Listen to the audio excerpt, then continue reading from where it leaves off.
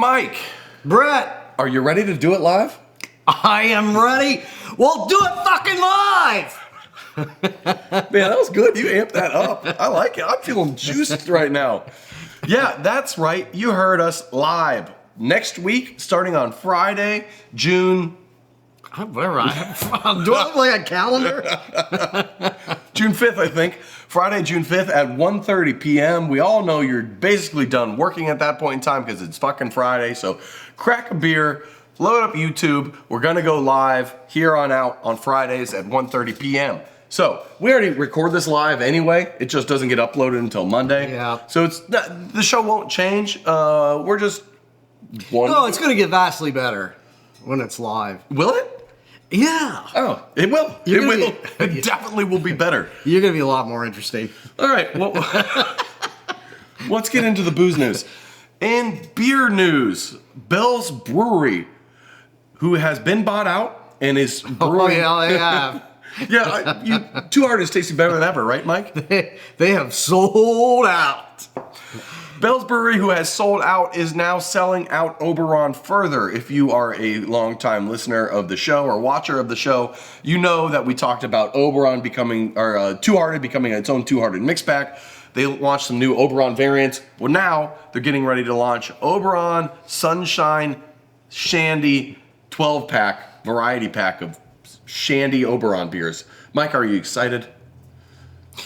Drinking anything Bell's related now must feel like seeing your mom in really demeaning porn. I mean, it's just sad.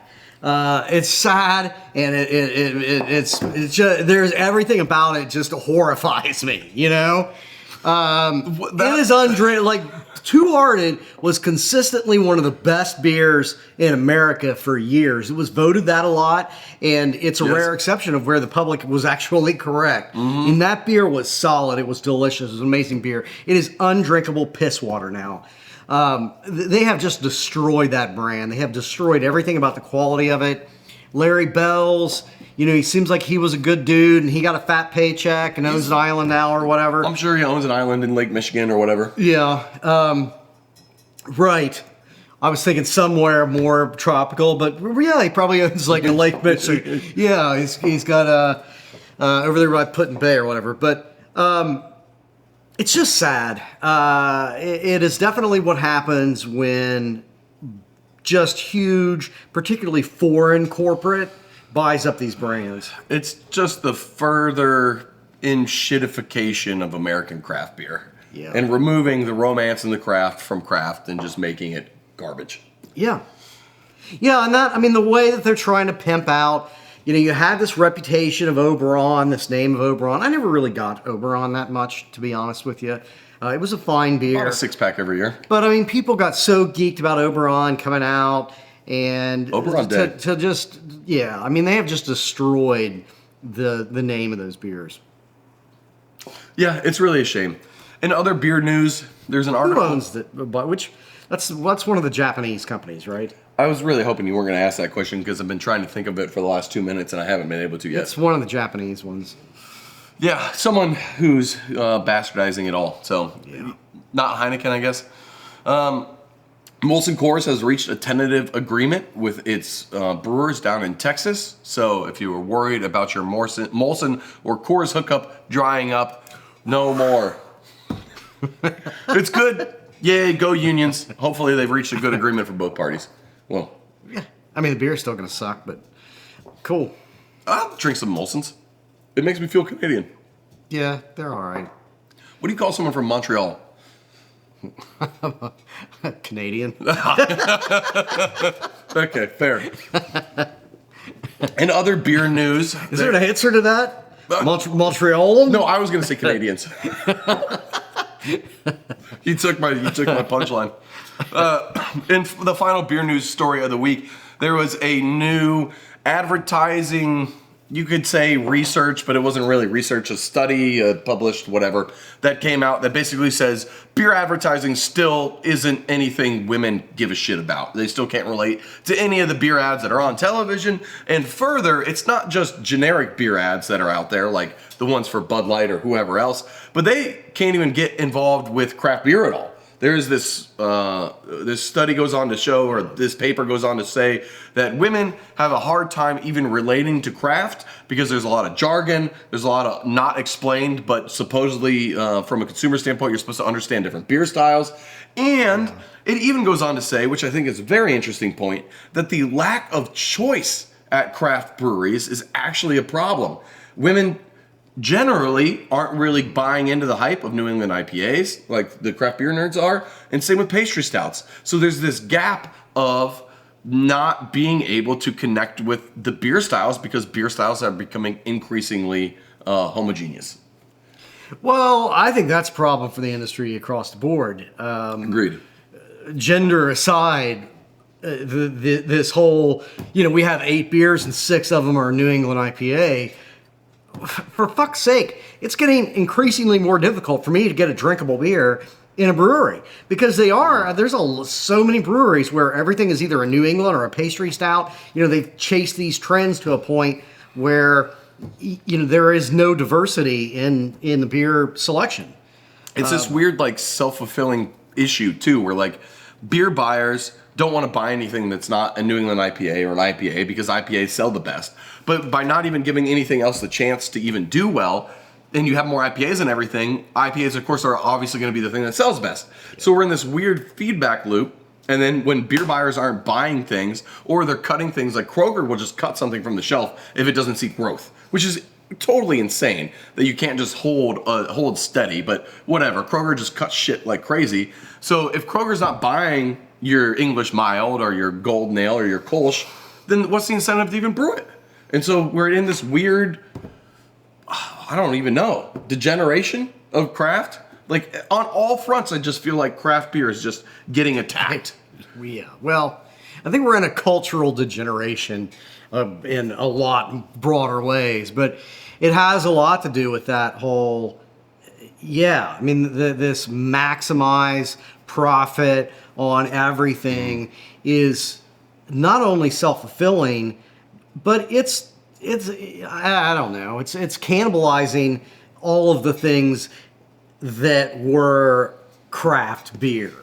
But I think that it's cannibalizing all the things that were just culture more broadly. Yeah, it's eliminating, capitalism is doing what capitalism does best, and it just is brutally efficient and drives everything towards a higher profit margin. And as a result, you remove romance and creativity and fun. So I guess that's what's happening. We're just seeing capitalism at play in the thing that we love most, which is craft beer. In wine news, eating cheese. I thought we were just whining. Oh, well, this is largely a wine news show, right? Yeah. Yes. Eating, good Canadian wine joke. I feel like that was the same energy. Eating cheese and drinking red wine. Yeah. Good for decreasing your chances of dementia. Says a study by the wine and dairy industry. The wine and cheese advertiser group has put out a new study saying if you eat more cheese and drink more red wine, you will feel better. Yeah, the appetizer lobby is getting more and more powerful.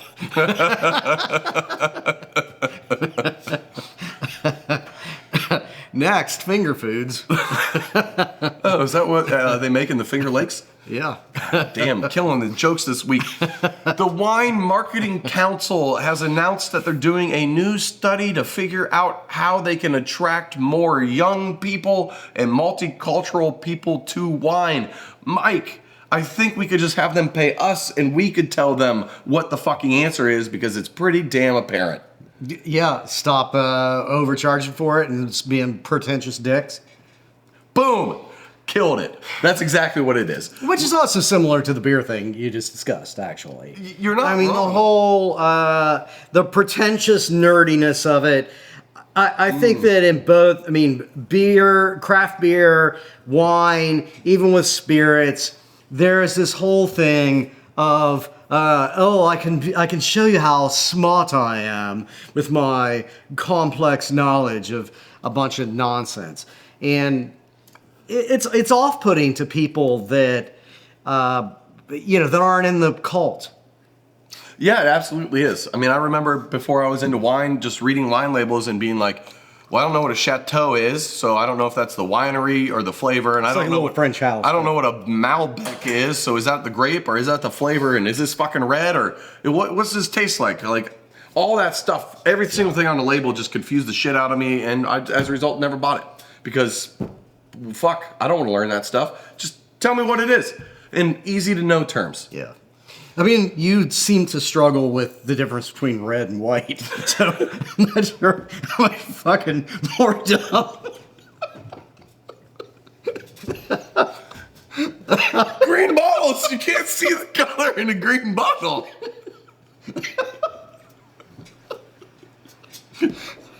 Oh, I missed the part of where we took the mushrooms.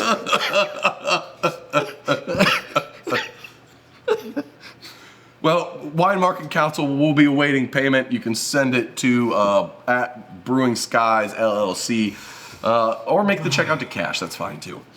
In spirit news, the French Open has announced that you are no longer allowed to bring your own alcohol into the event. Mike, What does the this hell spell is the disaster? French Open? Is that tennis? I think it's a sandwich. Yes, tennis. All It is right. tennis. Clay court tennis, I believe. Like, that was a thing? People were just going, hauling in coolers and getting shit-faced watching tennis? Yeah, I mean, to me, I like that more because it's not as loud as NASCAR. So, Sure. and what's the difference? NASCAR, you're hauling in coolers of Twisted Tea, and I guess to the French Open, you're hauling in coolers of fucking absinthe and red wine. I don't mind tennis, but like the whole, it's kind of irritating that, you know, the sound of the ball back and forth. Like everybody's silent, like it's golf. So there's just like that ball and some grunting. And I don't know, like the acoustics of it. Balls and grunting, huh? Yeah, the acoustics of it are just weird. So, was it like a problem? People getting I guess- hammered and like, I guess people are just getting absolutely shit-faced at the French Open and just getting driven mad by the sound of balls and grunting, and so they're being unruly, and now they're banning it, which is really a shame. Because being able to bring your own cooler into a sports stadium is such a brilliant goddamn move, especially if it's allowed to have alcohol in it. yeah, well, it's not as profitable. So I'm sure it's actually ultimately a profit. So that's the underlying motive. There may here, be is probably money. some, there's, you know, oh, well, we had a problem with this drunk guy last year. It's all about money. It's always all about money. Well, speaking of... Can we, any sport where you have to be silent because the athlete is doing it, is just a pussy sport. I mean, if you can't be heckled while you're doing a thing, then you're not that good at it. I kind of always thought golf would be way cooler if they had jeering and cheering and all sorts of Yeah. shit. Like right before the person's going on a drive and you're just fucking heckling them. Yeah. Like, God, that'd be great. Yeah. Scotty Scheffler, suck a dick.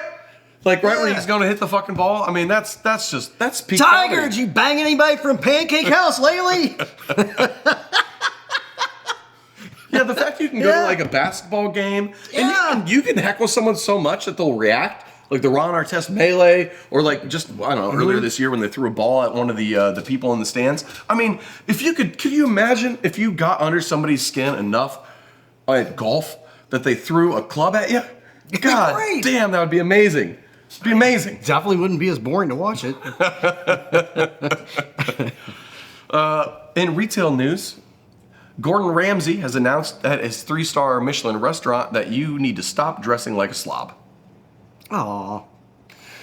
Which I think is actually a fair point. I get it. If you're going to go spend 300 pounds on an expensive meal, I think it's kind of nice to look a little nice. Like, not wearing hoodies and shorts. Like, I think Yeah. like, I don't love dressing up, but like, come on.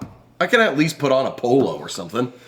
Yeah, I think that we swung too far in the pendulum on that. I like, I dress like slob most of the time, and that's not going to change, but I like having occasions to look, to dress well. To not dress like a slob. And I think that it demeans, Yeah. there is an aesthetic. There's like an attitude, and there's an aesthetic, and there's part of the whole experience of things like fine dining and shit like that. That I get it. Like, on one hand, it is a little bit rude. You're just saying, like, I don't care about all the effort that you as a chef are going through to put on this amazing, well-cooked meal for me that I'm spending a lot of money on. I'm so fucking blasé about it. I'm just going to wear a hoodie and shorts. It is a little bit disrespectful. Yeah. Although now that you mention it, like, you're the one paying, though. I think the chef should wear the suit. They wear the fancy hats. Fair enough. Food delivery apps such as Uber Eats and DoorDash and Deliveroo and whatever other ones that exist in other countries can all go fuck themselves. They posted a loss of $20 billion last fiscal year.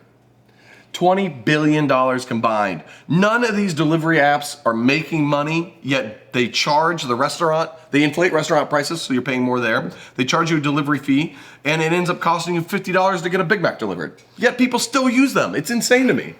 Yeah, well, first of all, stop using them. But beyond that, this is a problem that, you know, has been bleeding over into several different things. I would say to that, great, because these apps are not healthy. You know, they are starving the restaurants. They are inflating prices for the consumer. And they're also screwing over their own drivers. They're just a parasite. They're an awful parasite. So the fact that they're losing money, I would like to say, oh, that's great because they'll go out of business. That's how capitalism works. Except that it's not. You know, there are these companies that are playing this long con on let's drive out all of the actual natural market forces until we have a monopoly, and then we can jack up prices. I mean, how many fucking years did Uber lose money? Hemorrhaging money. Funnily enough, Uber made money for the very first time last year. Because they became a goddamn monopoly. And their rates are out of control now. And the rates are out of control. And now it costs more than it used to cost to take a cab. Yeah. Why? Because they were permitted to hemorrhage money for long enough to get a fucking monopoly. And that's supposed to be illegal in the United States. But, you know, we have a federal government that hasn't given a shit about enforcing any of the antitrust laws for quite a while, and it's... Oh, I didn't know that was illegal to not, like, keep your prices artificially low. Price dumping, basically. Price dumping. I mean, and that's not my forte. I don't know dick about corporate law, but my understanding has always been that that is part of the Antitrust Act, that dumping is supposed to be illegal. You know, losing money intentionally in order to put the competition out of business and to manipulate the market. My understanding of federal law is that's supposed to be illegal, but it's going on blatantly and it is fucking up so much about our daily lives. In cannabis news, I need to get high. Cannabis users are self-reporting that they drank less alcohol. In data, cannabis users are more likely to buy alcohol than cannabis light users and cannabis non-users. So if you use THC, you can basically boil it down to people who like to get fucked up. Yeah. And it doesn't matter if it's THC or alcohol. And if you're buying THC stuff, chances are you're buying alcohol. That's basically what it boils down to. There's also a subset to that there's a thing about potheads where they're always trying to justify smoking pot. You know, like, well, you know, it's not as bad for me as drinking, blah, you know. Shut the fuck up. I mean, I like to get high, but I drink more. And you know what's good about drinking? No. Nothing. It's fucking completely unhealthy. There's not a positive factor about it. It's not, oh, you know what, Brett? You know why I drink? So I don't do heroin. No. Shut up. You like to get high, just get high, but quit being all, you know, self-righteous about it. You're a stoner, just fucking live with it. I'm a drunk, you know? Can we all just get along?